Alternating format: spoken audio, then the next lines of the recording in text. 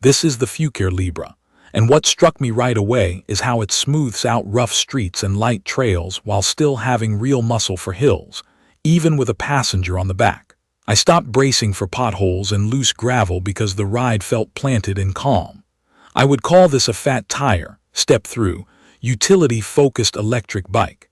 It fits riders who want one bike to handle weekday errands, daily commuting, and relaxed weekend exploring, without worrying about surfaces or small obstacles.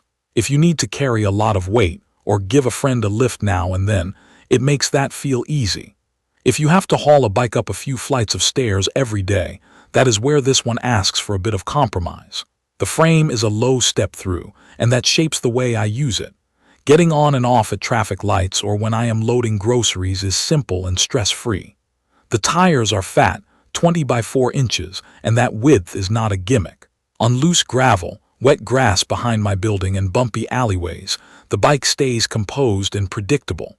The aluminum alloy frame feels sturdy and reassuring, but it does add weight. It sits around 80 pounds, and I absolutely notice that if I try to lift it. I roll it in and out of the garage rather than carry it. The rear rack is strong and actually useful. I have strapped a backpack and a couple of grocery bags back there, and the bike did not wobble or flex. The seating position is upright and relaxed, which keeps my back and wrists happy on longer rides.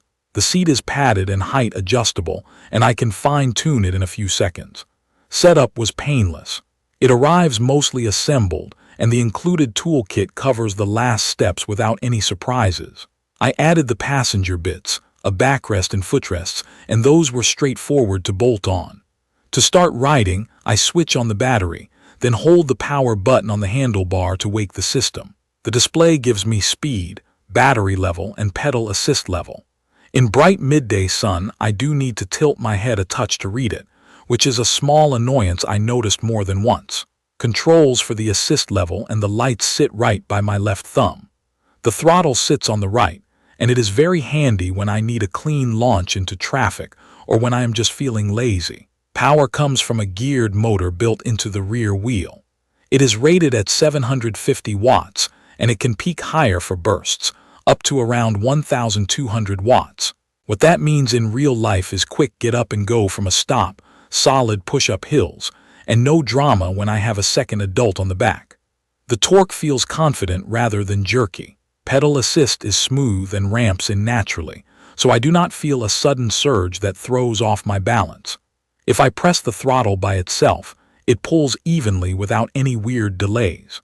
The battery is a 48-volt 20-amp-hour pack. It locks into the frame, and I can remove it with a key when I want to charge inside.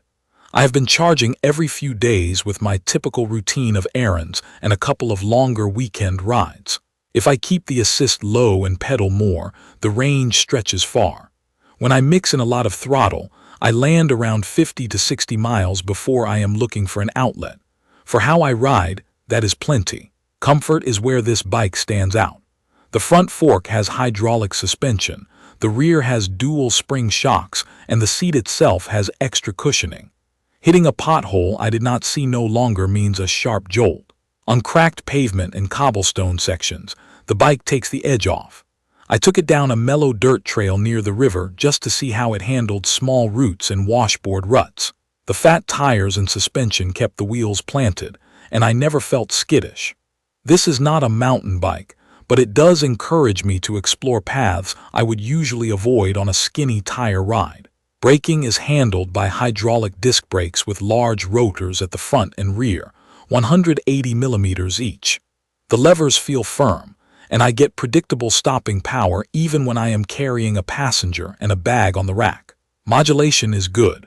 I can scrub a little speed mid-turn without locking a wheel. Like any hydraulic system, it may need occasional attention over time, like topping up fluid or checking pad wear, but the control and confidence here are worth that bit of maintenance. I tested the Libra in a bunch of everyday situations. Morning commute on patchy pavement with a couple of short climbs. An afternoon grocery run with a loaded backpack on the rack and a bumpy alley exit. A relaxed evening ride with a friend on the back to grab coffee, where we had to tackle a steady hill on the way home. With 2 adults on board, the The frame felt composed, and the motor still had punch to keep speed up the incline. The rated load is up to 400 pounds, and I can feel that the structure is built with that in mind. I also tried a quick detour onto a sandy path after a rain.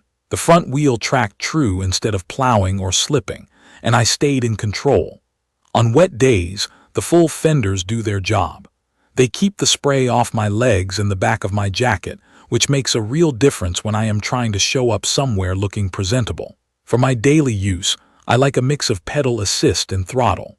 In stop-and-go traffic, I rely on the throttle for clean merges and quick moves across intersections.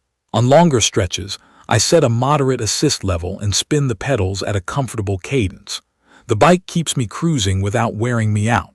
The upright geometry helps me see over parked cars and makes shoulder checks natural. I appreciate the quiet ride too.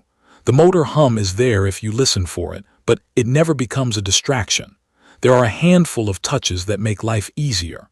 The battery lock means I can leave the bike outside a coffee shop without worrying that someone will grab the pack.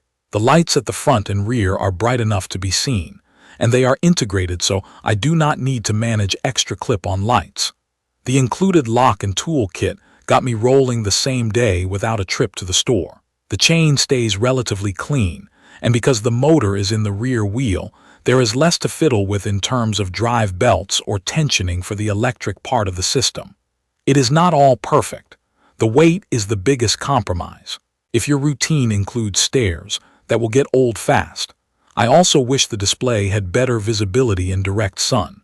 A matte finish or higher contrast would help.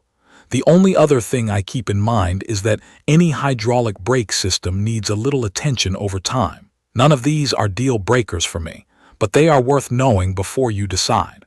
One specific use case that has really sold me on the Libra is weekend errands that turn into little adventures. I head out to pick up a few things, toss a bag on the rear rack, and then follow a side street I have never tried or a park path I usually avoid on a regular bike. The fat tires take away the worry about grass, gravel, or broken pavement. If I get tired, I use more throttle and enjoy the ride. If a friend wants to join, I snap on the backrest and footrests, and the bike handles it without feeling sluggish or sketchy. It turns a simple trip into something relaxed and fun. I see the Fucare Libra as a versatile, comfort-focused electric bike with real power and stability. It suits riders who want to do it all machine for commuting, errands, and light off-road exploring, especially if carrying cargo or a passenger is part of the plan. If you need the lightest, easiest bike to carry upstairs, this is not that. If you want a steady, confidence-inspiring ride that makes rough streets and hills feel easy, this is a strong choice. If this video helped, subscribe for more hands-on reviews and tell me in the comments what you want to know or what you want me to test next. Thank you for watching.